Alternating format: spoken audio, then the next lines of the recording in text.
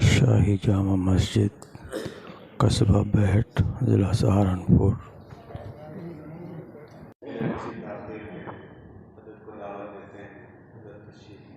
ونستعينه ونستغفره ونؤمن به ونتوكل عليه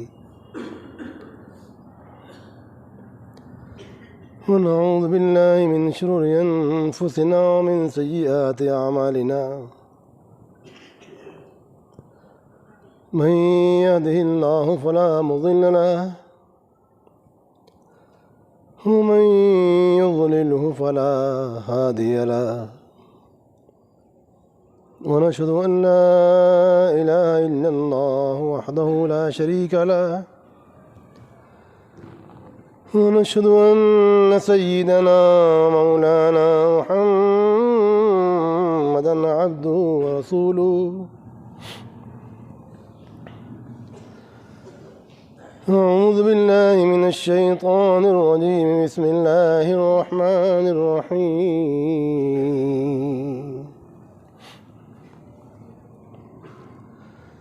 قل إن كنتم تحبون الله فاتبعوني يحببكم الله ويغفر لكم ذنوبكم والله غفور رحيم صدق الله مولانا العظيم.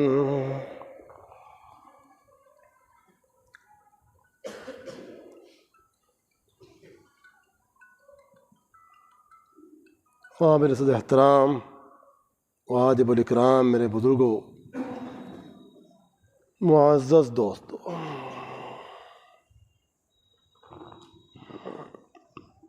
ماشاء اللہ آپ حضرات اللہ سے اور ان کے پیارے حبیب رحمت دو عالم صلی اللہ علیہ وسلم سے محبت رکھتے ہیں، علماء سے، صلحاء سے، اولیاء اللہ سے محبت رکھتے ہیں، تعلق رکھتے ہیں۔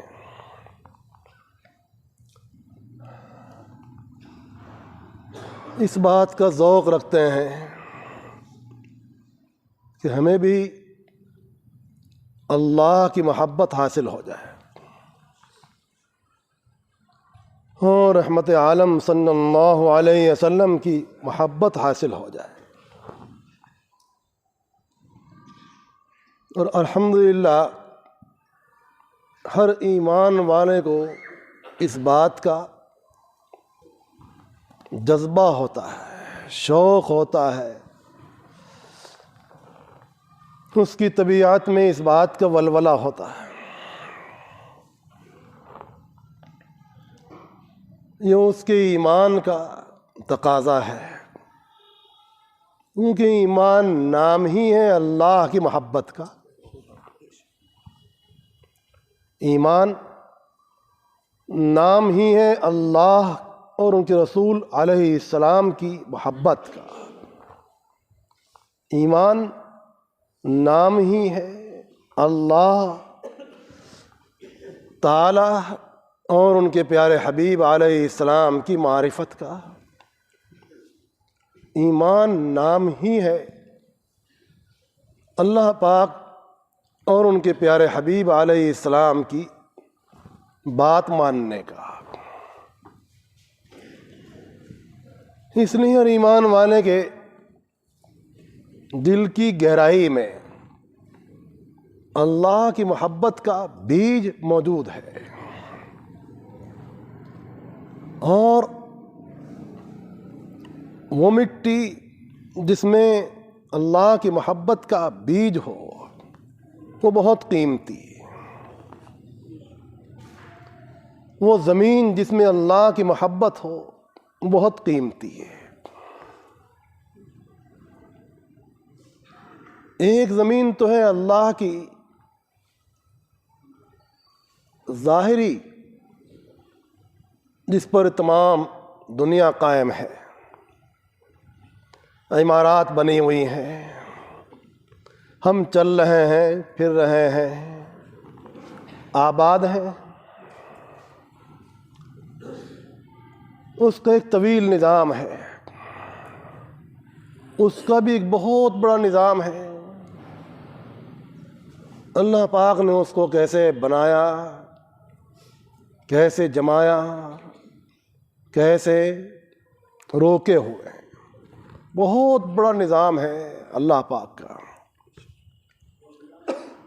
اور تھوڑی سی اس میں حرکت آ جائے، زلزلہ آ جائے چند سیکنڈ کا، کیا حالت ہوئی، قیامت قائم ہو گئی. قیامت کا منظر سامنے آ گیا. بہت سے لوگ جو کل تک آرام میں تھے، خوش تھے، اپنی مصروفیات میں مگن تھے، خیال بھی نہیں ہوتا تھا. ایک بہت بڑا طبقہ آج موت کی آغوش میں چلا گیا اور ان کے مکانات تباہ ہو گئے. زلزلے کی نظر ہو گیا. بالکل تازہ واقعہ ہے. ترکی میں اور شام کی جو سرحدیں ہیں وہاں یہ واقعہ پیش آیا. اتنا بڑا نظام اللہ پاک کا، ایک ذرا سی حرکت چند سیکنڈ کی اور کیا نقشہ سامنے آیا. اللہ پاک کا حکم. جب سارا عالم تباہی کے دہانے پر ہوگا اور بڑا زلزلہ آئے گا جو سارے عالم کو تباہ کر دے گا، تو اس وقت کیا حشر ہوگا. خدا کی پناہ، خدا کی پناہ. جس کو اللہ پاک نے قرآن عزیز میں ذکر کیا، ان زلزلۃ الساعۃ شیء عظیم. قیامت کے قریب جو زلزلہ ہوگا وہ بہت خطرناک ہوگا. وہ تو آئے گا اس لیے کہ سارے عالم کو تباہ و برباد کر دی جائے. وہ قیامت سے پہلے جتنے زلزلے آ رہے ہیں یہ سب بھی قرب قیامت ہی کی طرف دنیا کو لے کر چل رہے ہیں، اور بہت بڑا عبرت کا درس دے رہے ہیں کہ انسانوں عبرت پکڑو، گناہوں سے باز آؤ، اللہ کی نافرمانی سے باز آؤ. اللہ کی زمین پر رہتے ہو، چلتے ہو، کھاتے ہو، پھرتے ہو، سوتے ہو، جاگتے ہو، سب کچھ منافع ہیں. اللہ کی زمین سے، اللہ کے آسمان سے تمہاری پوری حیات، پوری لائف وابستہ ہے. ان کے نفع تمہارے نفع ہے. اللہ پاک نے آسمانوں کو اور زمینوں کو اور درمیان کی ساری اشیاء کو تمہارے فائدے کے لیے بنایا ہے، اور تم اس سے فیضیاب ہو رہے ہو. مگر تمہاری غفلت کا حال کہاں تک پہنچ گیا کہ ان سب چیزوں سے فائدہ اٹھانے کے باوجود تم خالق ارض، خالق سماوات اور جو ذات پاک تم کو تمام قسم کے نفع عطا فرما رہے ہیں، تم ان سے بیزار ہو چکے ہو، غافل ہو چکے ہو، ان کے نافرمان ہو چکے ہو، ہر قسم کی برائیوں میں مبتلا ہو اور ماننے کی طرف نہیں آ رہے ہو. اس دور کے معاصی، گناہ شباب پر ہے. جتنی دنیا ترقی کی طرف جا رہی ہے، آپ غور کریں، فکر کریں تو گناہ بھی اتنے ہی زیادہ اور قسم ہا قسم کے وجود میں آ رہے ہیں. خدا کی پناہ، اتنا معاشیت کا دور. ہم تو دور جاہلیت کو ہی کہتے ہیں، وہاں ایسا تھا، وہاں ویسا تھا، لیکن حقیقت یہ ہے کہ یہ دور اپنی تعلیم کے باوجود اور تمدن کے باوجود اور تہذیب کے باوجود،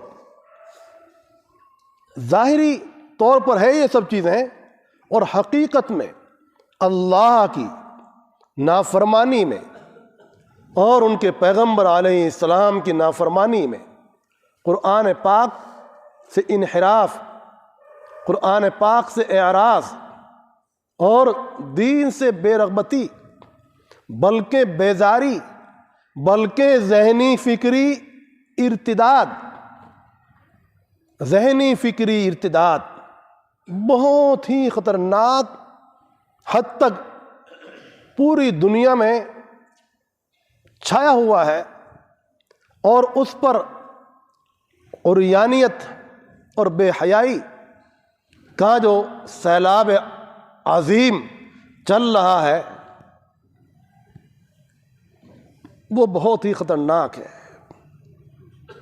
اور اس سیلاب میں سبھی کو متاثر کر رکھا ہے، اور اس کے نقصانات ہر جگہ پر بیٹھنے والوں کو ہو رہے ہیں، چاہے وہ وہاں ہو جہاں یہ سیلاب ہے یا وہاں نہ ہو، کیونکہ ذہنی فکری سیلاب اور دین سے بیزاری، دین کے مہمات دین میں شکوک و شبہات اور عملی طور پر اس سے اعراض اور دلچسپیوں کا کم ہونا، دین کے ساتھ محبت اور لگاؤ کا کم ہونا، قرآن پاک کے ساتھ جیسی وابستگی اور تعلق ہونا چاہیے تھا بہت کم ہو چکا، اور سنت کے ساتھ جیسا رشتہ ہونا چاہیے تھا وہ بہت کم ہو چکا، اور حلال کھانا جیسا ہونا تھا وہ بہت کم ہو چکا، اور حقوق کو ادا کرنا لوگ چھوڑ چکے، اور تکلیفیں نہ پہنچانا وہ ختم ہو چکا، اور انسان ایسی فتنہ سامانیوں میں، دسیسہ کاریوں میں، سازشوں میں مبتلا ہو گیا کہ دوسرے آدمی کو زیر کیسے کیا جائے، اس کو کیسے مغلوب کیا جائے، اس کو کیسے پریشان کیا جائے، ایک بہت بڑی سطح پر انسانوں کو دبانے کے لیے، جھکانے کے لیے، مغلوب کرنے کے لیے، پریشان کرنے کے لیے، ان کے حقوق کو تلف کرنے کے لیے جو ذہن چل رہا ہے وہ ہمارے اندر بھی ہے اور عالمی سطح پر بھی ہے، اور وہ اتنا خطرناک ہے جس کے نتیجے میں جو تعلقات تھے، رشتہ داریاں تھیں، قرابت داریاں تھیں، انسانیت تھی، اور انسان سے انسیت رکھتا تھا، وہ بنا ہی انس سے ہے کہ اس کو اللہ سے انس تھا، انس باللہ بھی تھا، اللہ سے بھی اس کو انس تھا، اور خود انسان کو دوسرے انسان سے بھی انس تھا۔ اب آپ دیکھیے ان باتوں کے اندر کتنی کوتاہیاں، کمیاں واقع ہو رہی ہیں، حقوق کے سلسلے میں کتنی ناواقفیت اور جہالت، اور جہاں کچھ تھوڑا بہت علم بھی ہے وہاں لاپرواہیاں واقع ہو رہی ہیں۔ تو انسان بظاہر تو ہے ایک انسان نظر آ رہا ہے، لیکن اس کے اندر حیوانی صفات، شہوانی عادات اور دوسرے حیوانات کے جذبات وہ زیادہ آ رہے ہیں۔ آپ یوں کہیے کہ انسان کے اندر اگر کسی چیز کی کمی آئی ہے تو انسانیت ہے، اور اس کے معاملات ویسے نہیں رہے جیسے ایک انسان کے ہونے چاہیے۔ پھر گناہ کی کثرت، اور پھر توبہ نہ کرنا، اور پھر ذکر اللہ سے بعد، اور ذکر اللہ کی مجالس علماء، مجالس صلحاء، مجالس دین، مجالس قرآن، مجالس سنت سے بعد اور دوریاں، یہ ایسی چیزیں ہیں جو ہمارے اوپر کیا اللہ کی پناہ، اللہ کی طرف سے ناراض ہونے والی صورتیں ہیں اور شکلیں ہیں۔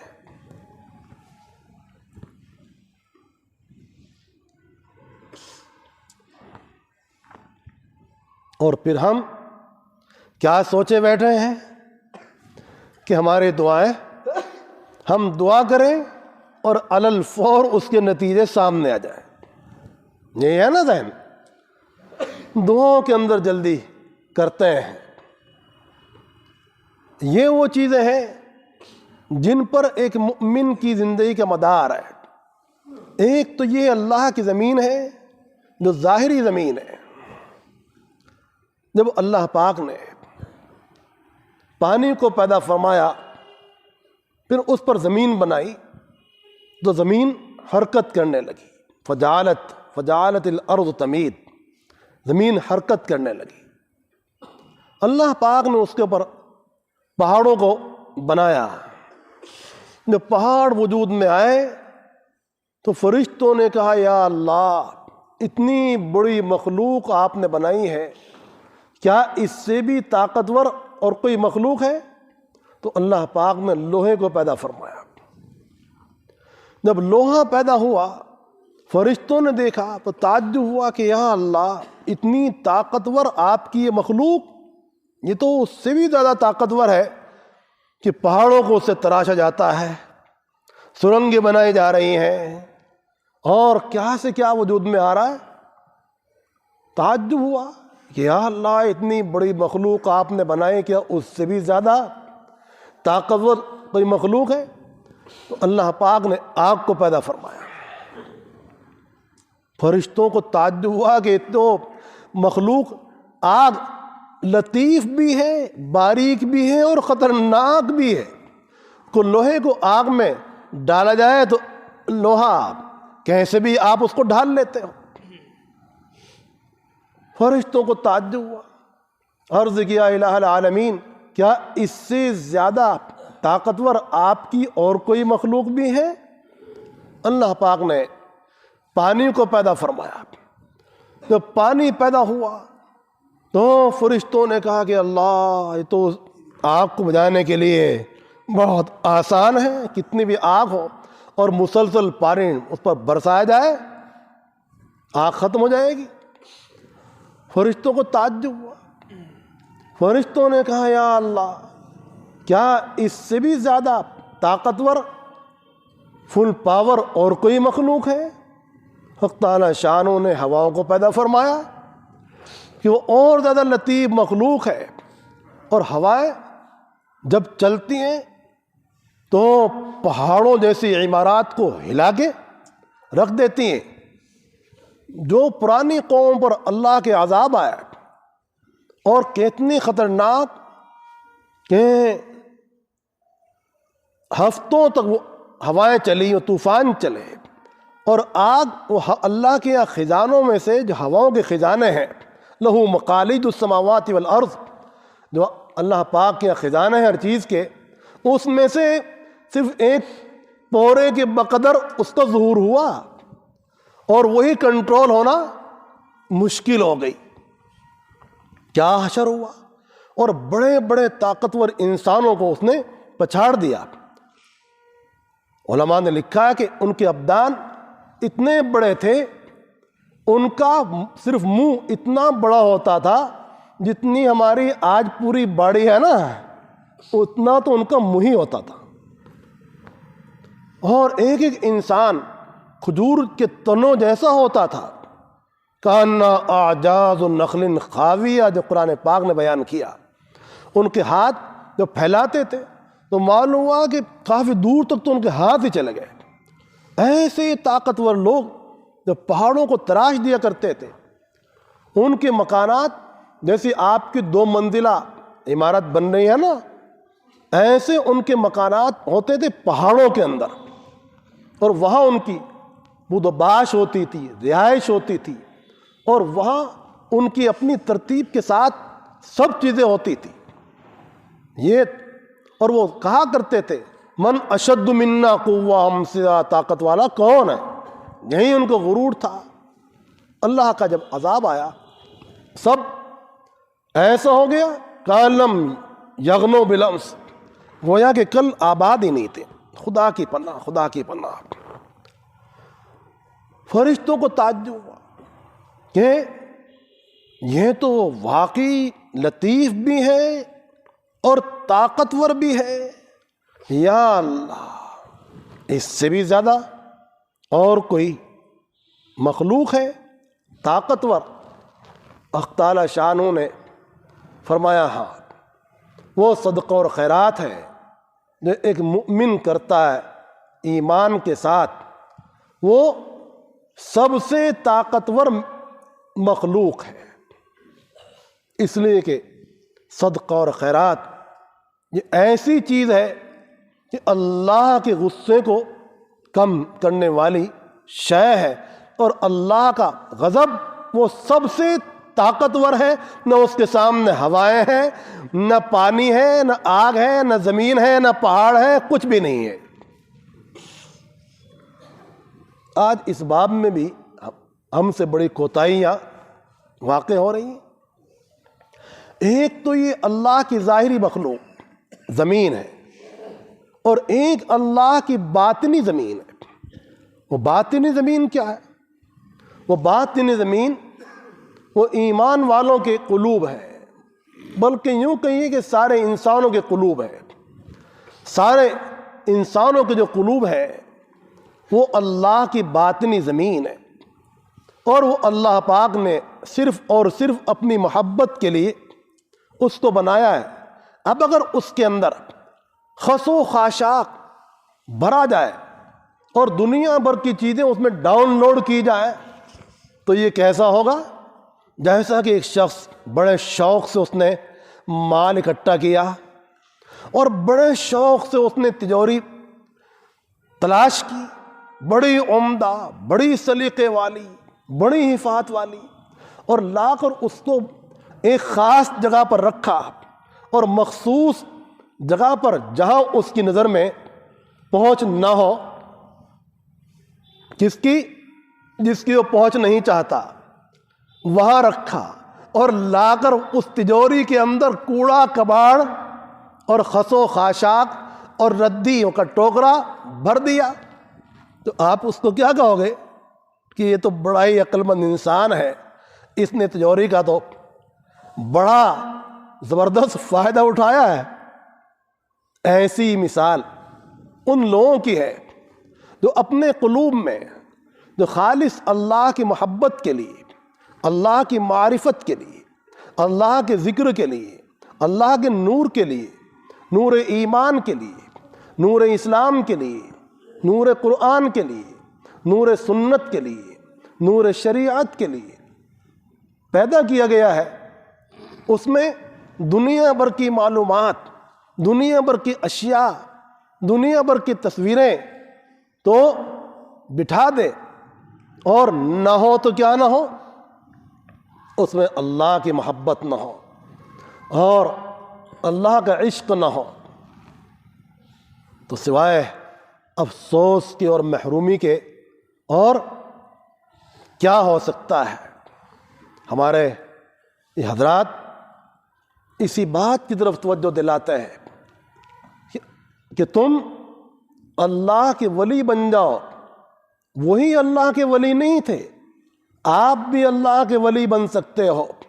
حضرت گنگوہی رحمۃ اللہ علیہ، حضرت حجۃ الاسلام مولانا قاسم صاحب نانوتوی نور اللہ مرقدہ، حضرت شاہ عبد الرحیم صاحب رائے پوری، حضرت شاہ عبد القادر صاحب رائے پوری، حضرت شاہ عبد العزیز صاحب رحمۃ اللہ علیہ، حضرت اقدس مفتی عبد القیوم صاحب رحمۃ اللہ علیہ، وہ جیسے اولیاء اللہ تھے آپ بھی بن سکتے ہو، آپ بھی بن سکتے ہو جب ان کی سیرت کو اپناؤ گے، ان کے طریقے پر چلو گے، اللہ سے محبت کرو گے اور اللہ کی کتاب کو مضبوطی کے ساتھ پکڑو گے تو آپ اللہ کے ولی بن جاؤ گے کہ نہیں ہیں؟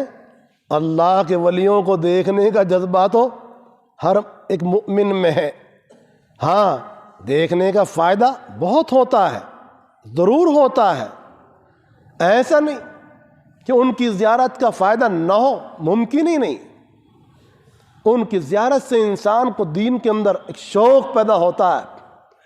یہی ہے بہت بڑا نفع ان کی زیارت اور ملاقات، ان کی باتیں سننا اسی شوق کو بڑھاتا ہے کیا کہ اے زیارت کرنے والوں تم بھی اللہ کے ولی بن جاؤ. اور اللہ کے ولی بننے کے لیے، اللہ کا دوست بننے کے لیے کوئی مشکل نہیں ہے. کیا کوئی مشکل نہیں ہے. جس شخص نے اپنی جوانی اللہ کے لیے وقف کر دی، جس شخص نے اپنا مال اللہ کے لیے، جس شخص نے اپنی جان اللہ کے لیے، اپنا فکر اللہ کے لیے لگا دیا، وہ اللہ کا ولی ہے. آسان ہے یا مشکل ہے؟ بہت آسان ہے. اللہ کا ولی بننا مشکل نہیں ہے. پہلے جو باتیں مجاہدات طویلہ پر ملا کرتی تھیں، اللہ پاک نے بندوں کے ضعف کا خیال فرمایا کہ آخر دور کے بندے ایک تو عمر بھی کم لائیں گے، طاقتیں بھی کم ہوں گی، اور ان کا ماحول بھی خطرناک ہوگا. ایسے خطرناک ماحول میں، ابدان کے ضعف میں اور پریشانیوں کے عالم میں اگر وہ تھوڑا سا بھی چلیں گے، اللہ پاک ان کو پہلوں سے بھی اور زیادہ دیں گے. پہلے حضرات کا ماحول پاکیزہ تھا، ان کے اندر طاقتیں تھیں، صبر تھا، تحمل کی طاقت تھی، برداشت کی طاقت تھی. وہ فقر و فاقہ بھی برداشت کر لیا کرتے تھے، پریشانی بھی جھیل لیا کرتے تھے. اللہ پاک کو اپنے بندوں کے حالات کا علم ہے، اور معلوم ہے کہ اس بندہ ضعیف ہے. اللہ پاک اس ضعف کے اندر کیا عمریں بھی کم اور ان کے پاس حالات بھی کم، ایسے حالات میں آخری دور میں جو بندہ اللہ کی طرف چلے گا تو اللہ پاک اس کو بہت آگے بڑھا دیں گے.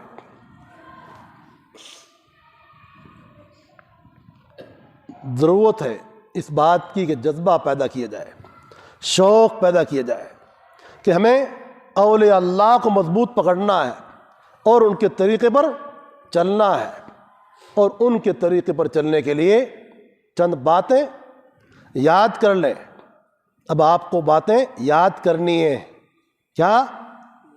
پہلی چیز اللہ کا ولی بننے کے لیے کیا؟ التمسک بکتاب اللہ، اللہ کی کتاب کو مضبوطی کے ساتھ پکڑنا. کیا کہا؟ اللہ کی کتاب کو مضبوطی کے ساتھ پکڑنا، سنت مقدسہ کو مضبوطی کے ساتھ پکڑنا. اللہ کی کتاب کو اور سنت مقدسہ کو مضبوطی کے ساتھ پکڑنا. اور پکڑنا کب ہوگا؟ جب آپ اس کو سمجھیں گے، سنیں گے، کیونکہ یہ ہر ایمان والے کی غذا ہے. جیسے انسان ظاہری غذا کے بغیر عالم اسباب میں زندہ نہیں رہ سکتا. اللہ پاک کی تو سب قدرت ہے. ایک قدرت اللہ ہے اور ایک عادت اللہ ہے. بہت سے لوگ دونوں باتوں میں فرق نہیں کرتے. عادت اللہ یہ ہے کہ اسباب کو اختیار کیا جائے، انبیاء علیہ السلام نے بھی اسباب کو اختیار کیا. اور قدرت اللہ تو یہ کہ اللہ پاک ہر چیز پر قادر ہے. جو چیز عادتاً ممکن نہیں ہے، وہاں تو کوئی ایسی چیز نہیں ہے جو ممکن غیر ممکن ہو. اللہ کی جناب میں تو ایسی کوئی چیز نہیں جو نہ ہو سکے. وہاں تو یہ ہے کہ کن فرماتے ہیں وہ چیز وجود میں آ جاتی ہے. اور کن کہنا بھی یہ ہمیں سمجھانے کے لیے، ورنہ اللہ پاک کن کہنے کے بھی محتاج نہیں. ارادے میں آیا اور وہ چیز ہو گئی. اللہ کی کتاب کو سمجھنے پر خاص دھیان دو بھائی. اللہ کی کتاب کو سمجھنا، سیکھنا، سننا علماء سے بہت ضروری ہے. ایک ہی آیت کو آپ سیکھو، سمجھو کہ اس میں اللہ پاک کا کیا پیغام ہے. اس بات کو ذہن سے نکالو کہ آپ قرآن پاک نہیں سمجھ سکتے، آپ قرآن پاک سمجھنے کے لائق نہیں ہیں. یہ ذہن بڑا خطرناک ہے. صحابہ کرام کو اللہ پاک نے قرآن پاک دیا، وہ بڑی عمر کے حضرات تھے، نوجوان بھی تھے، بچے بھی تھے، اور کاروبار بھی کرتے تھے، تجارت بھی کرتے تھے، زراعت بھی کرتے تھے، سب چیزوں میں مشغول رہا کرتے تھے، اور ادھر قرآن پاک کو بھی سیکھا کرتے تھے، سمجھا کرتے تھے، سنا کرتے تھے۔ رسول اللہ صلی اللہ علیہ وسلم سے بھی اور صحابہ کرام سے بھی، جن کے بارے میں آپ علیہ السلام نے فرمایا تھا کہ ان سے سنو قرآن پاک، ان سے سیکھو اور یاد کرو، بہت سے حضرات اس کام کے لیے مقرر تھے نبی پاک علیہ السلام کے یہاں۔ تو یہ ذہن، یہ دماغ غلط ہے کہ اللہ کی کتاب کو سمجھا نہیں جا سکتا۔ اللہ کی کتاب کو سنو، سمجھو، اس پر ذہن لگاؤ، آسان ہے۔ اور تو جب سنے گا، سمجھے گا، تبھی تو مضبوط پکڑے گا۔ اور سنت طیبہ کو جانو، اس کے مطالعہ کرو، اور جب کوئی سنائے تو وہاں بیٹھ جاؤ، اور ایسے بیٹھ جاؤ جیسے کہ آپ کو بہت شوق ہو، دین کی بات سنائی جا رہی ہے، آپ شوق سے وہاں بیٹھو۔ تو پہلی چیز ہے کتاب اللہ کو اور سنت رسول اللہ صلی اللہ علیہ وآلہ وسلم کو مضبوطی کے ساتھ پکڑنا۔ دوسری چیز حلال کھانا، حلال کمانا، حلال کمانا، حلال کھانا، اور اس کو اپنے فرائض میں سے جاننا کہ یہ کتنا اہم فریضہ ہے۔ حضرت سلمان فارسی رضی اللہ تعالیٰ نے اتنی لمبی عمر رکھتے تھے، پھر بھی اپنے ہاتھ سے محنت کرتے تھے، مجاہدہ کرتے تھے، اور اس کے حلال حاصل کرتے تھے۔ کتنے صحابہ کرام کے واقعات میں یہ چیز ملتی ہے۔ آج ہمارا ایک بڑا طبقہ حلال کمانے سے بھی غافل ہے، کھانے والے زیادہ اور کمانے والے کم۔ یہ صورتحال اقتصادی طور پر، معاشی طور پر امت کے لیے کمزوری کا باعث ہے۔ حلال کمانا، حلال کھانا۔ اور تیسری بات، حقوق کی ادائیگی کرنا، اہل خانہ کے حقوق، اپنے گھر والوں کے حقوق، اپنے رشتہ داروں کے حقوق، والدین کے حقوق تو سب سے ہی زیادہ مقدم ہے۔ وَقَضَىٰ رَبُّكَ أَلَّا تَعْبُدُوا إِلَّا إِيَّاهُ وَبِالْوَالِدَيْنِ إِحْسَانًا۔ تو نمبر 2 پر اللہ پاک نے ان کے حقوق کا تذکرہ فرمایا۔ ہر حق والے کا حق پہچانو، قریب کے رشتہ دار ہو، دور کے رشتہ دار ہو۔ یہ تیسرا نمبر ہے، حقوق کو پہچاننا۔ اور چوتھی بات ہے کسی کو تکلیف دینے سے اپنے آپ کو بچانا، اس بات پر اپنی زندگی کا مدار رکھنا کہ میرے قول سے، میرے عمل سے کسی کو تکلیف تو نہیں ہو رہی۔ یہ وہ نسخہ ہے، اگر لوگ اس کو اپنا لیں اور سمجھ لیں اور اس پر عمل کریں تو ہماری آدھی پریشانیاں ختم ہو جائیں۔ اغیار نے اس کو سمجھا، دوسروں نے اس کو اپنایا، گاڑی کہاں کھڑی کرنی ہے، سائیکل کہاں کھڑی کرنی ہے، اپنی سواری کہاں لگانی ہے، ہمیں خود کہاں چلنا ہے اور کیسے چلنا ہے، ہر چیز میں ان کے یہاں ترتیب ہے، سلیقہ ہے۔ اور ہم لوگوں کے معاشرے کے اندر اس کی کوئی ترتیب، کوئی سلیقہ بالکل نہیں۔ ہمارا مدار اس بات پر ہے کہ بس ہمارا کام ہو جائے، بجے دنیا کو تکلیف ہو جائے، وہ پریشانی کے اندر پڑ جائے، میرا کام ہونا چاہیے۔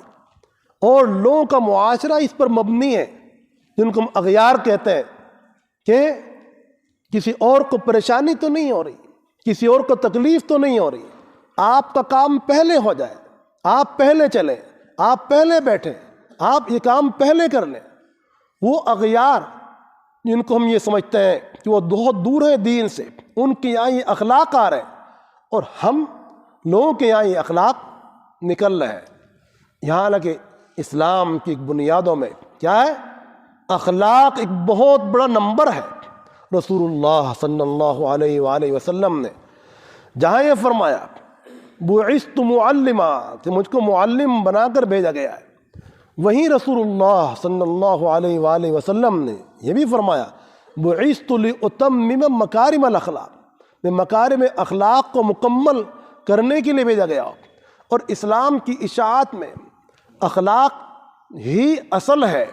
اخلاق کو دیکھ کر مسلمانوں کے ان کے معاملات کی صفائی کو دیکھ کر بغیر کہنے کی ضرورت ہی نہیں تھی کسی کو، وہ خود ہی آتا تھا، اس کے قلب پر خود ہی ہدایت آتی تھی، اثرات پڑتے تھے، اس کا جی چاہتا تھا کہ یہ کیسے لوگ ہیں، یہ کس کی تربیت کے نمونے ہیں، یہ کیسے اخلاق والے ہیں، یہ کیسے لوگ ہیں، خود نہیں کھاتے ہمیں کھلا رہے ہیں اور ہمارا خیال کر رہے ہیں، ہر چیز میں دوسروں کا خیال۔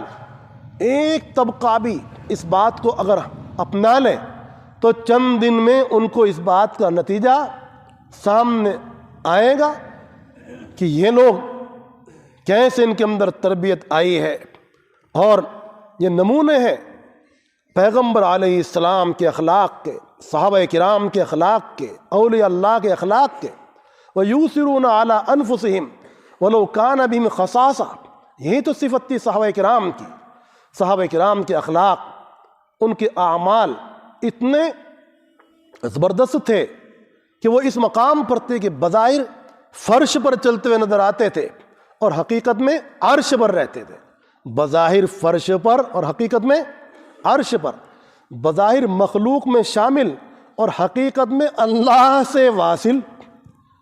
تو صحابہ کرام کی روحانیت حضور پاک علیہ السلام کی صحبت کی برکت سے، آپ کی مجالست کی برکت سے اس درجے پر فائز ہوئی تھی کہ دنیا کا بڑے سے بڑا غوث اور قطب اور ابدال بھی ایک چھوٹے صحابی کے مقام تک نہیں پہنچ سکتا۔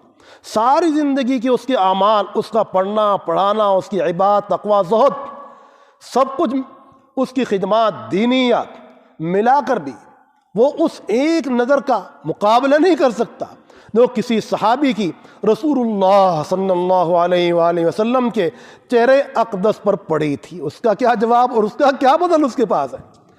وہ اتنی بڑی سعادت ہے کہ ساری سعادتیں ایک طرف اور آپ علیہ السلام کی کا دیدار اور زیارت ایک طرف۔ جیسا کہ ساری امت کی ساری عبادات، سارے کمالات مل کر اگر ایک پلڑے میں رکھے جائیں اور رسول اللہ صلی اللہ علیہ وسلم کی ہلکی پھلکی 2 رکعت نفل ایک پلڑے میں رکھ دی جائے تو ساری امت کے فرائض اور ان کے واجبات اور ان کے نوافل، ان کے تقوی طہارت کی ساری چیزیں ان 2 رکعات کا مقابلہ نہیں ہو سکتا۔ رسول اللہ صلی اللہ علیہ وآلہ وسلم کے اخلاص کا یہی بات ہے کہ صحابہ کرام نے آپ کی صحبت پائی تو ان کے اخلاص کا بھی یہ عالم کہ فرمایا گیا کہ اگر تم لوگ احد پہاڑ کے برابر سونا خرچ کرو، وَلَوْ أَنَّ أَحَدُكُمْ أَنفَقَ کیا مثل احد ذهب ما بلغ مد احدهم ولا نصیفا، تو ان کے ایک مد اور نصف مد کے برابر نہیں ہوتا۔ حالانکہ سونا اور وہ بھی احد پہاڑ کے برابر کس کو نصیب اور انسان وہ خرچ کرے، اور وہ صحابہ کرام کے معمولی خرچے کے برابر نہیں۔ کیوں؟ ان کا اخلاص اتنا بڑا ہوا ہے، ان کی للہیت اتنی بڑی ہوئی، اور یہ سب برکت ہے رسول اللہ صلی اللہ علیہ وسلم کی نظر کی، آپ کی نظر کیمیا اثر کی، آپ کی صحبت پر تاثیر کی، آپ کے کمالات کے مدرات آئینہ تھے، نمونہ تھے۔ صحابہ کرام کمالات نبوت کا آئینہ تھے، پھر اولیاء اللہ کمالات صحابہ اور ان کے متعلقین کا آئینہ در آئینہ۔ ویسی صحبتیں تو کہاں نصیب؟ تو چند منٹ بھی اگر کسی اللہ کے ولی کے پاس بیٹھنا ہو جائے، یہ بہت بڑی خوش قسمت اور سعادت ہے، اس نیت سے کہ ہمارے اندر دین منتقل ہو جائے۔ تو حضرات حقوق کا بہت خیال رکھتے تھے، حقوق کا اس بات کا کہ ہم سے کسی کو تکلیف نہ پہنچ جائے، اس بات کا خیال وہ اسلام کی اشاعت کا بہت بڑا ذریعہ ہے۔ ایک تو کہنا ہی ہوتا ہے، کہنے کے اتنے اثرات نہیں ہوتے جتنا معاملات کے اخلاق کے اثرات پڑتے ہیں، اور کہنے کی نوبت بھی نہیں آتی۔ اور 5واں نمبر ہے کہ گناہوں سے اور برائیوں سے اپنے آپ کو بچایا جائے، اس کی فکر ذہن میں لائی جائے کہ گناہ ہو گیا تو کیسے اس کو دھویا جائے، اول تو بچا جائے، اگر ہو جائے تو اس کا ازالہ کیسے کیا جائے۔ حضرات صحابہ کرام کی یہی حالت تھی، وہ اپنے آپ کو بچانے کی فکر کرتے تھے، اور جب کوئی گناہ ہو جاتا تو تڑپ جاتے اور ان پر پہاڑ ٹوٹ جاتا۔ کیا؟ جیسے کوئی انسان پہاڑ کی جڑ میں کھڑا ہوا ہو، بیٹھا ہوا ہو، اور پہاڑ گرنے والا ہو، اس کو کتنا خوف ہوگا۔ یہ صحابہ کرام کی حالت تھی۔ اور ہماری حالت کیا ہے؟ ہماری حالت یہ ہے، جیسا کہ فرمایا گیا ایک روایت میں کہ مکھی بیٹھی تھی انگلی پر، اشارہ کیا اور وہ اڑ کے چلی گئی۔ ہم گناہوں کو معمولی جانتے ہیں، اور وہ حضرات ان کا ایمان اتنا عالی تھا کہ جب تک کہ اپنے آپ کو سچی پکی توبہ میں نہ لگا لیتے چین نہیں پڑتا تھا۔ تو توبہ استغفار کو اپنایا جائے، یہ 6 بنیادیں ہیں۔ اور 7ویں چیز ہے اللہ کا ذکر کرنا۔ اللہ کا ذکر اللہ پاک کو سب سے زیادہ پسندیدہ ہے۔ وَلَا ذِكْرُ اللَّهِ اکبر، اور اللہ سب سے بڑے ہیں، اللہ اکبر، وَلَا ذِكْرُ اللَّهِ اکبر وَرِضْوَانٌ مِّنَ اللَّهِ اکبر، اور اللہ پاک کی خوشنودی بھی، رضا بھی سب سے بڑی چیز ہے۔ اللہ پاک کی رضا اللہ پاک کے ذکر سے جڑی ہوئی ہے، اور یہ پورا علاقہ ماشاء اللہ ذاکرین کا ہے، اور آپ حضرات کو خانقاہوں سے، جماعت سے، نمازوں سے، اولیاء اللہ کی مصاحبتوں سے ایک دلچسپی ہے، اور وہی دلچسپی آپ حضرات کو بٹھاتی ہے اور ذکر کا شوق پیدا کرتی ہے۔ اللہ پاک ہمیں اپنے ذکر کی توفیق عطا فرمائے اور شوق و ذوق نصیب فرمائے۔ یہ ہیں وہ بنیادیں جن پر اولیاء اللہ نے اپنی زندگیوں کا مدار رکھا ہے، اور ان کو سامنے رکھ کر اپنے آپ کو چلایا ہے۔ اللہ پاک ہمیں بھی ان باتوں کو سامنے رکھ کر اپنی زندگی کو چلانے کی توفیق نصیب فرمائے۔ استغفار پڑھنا ہے۔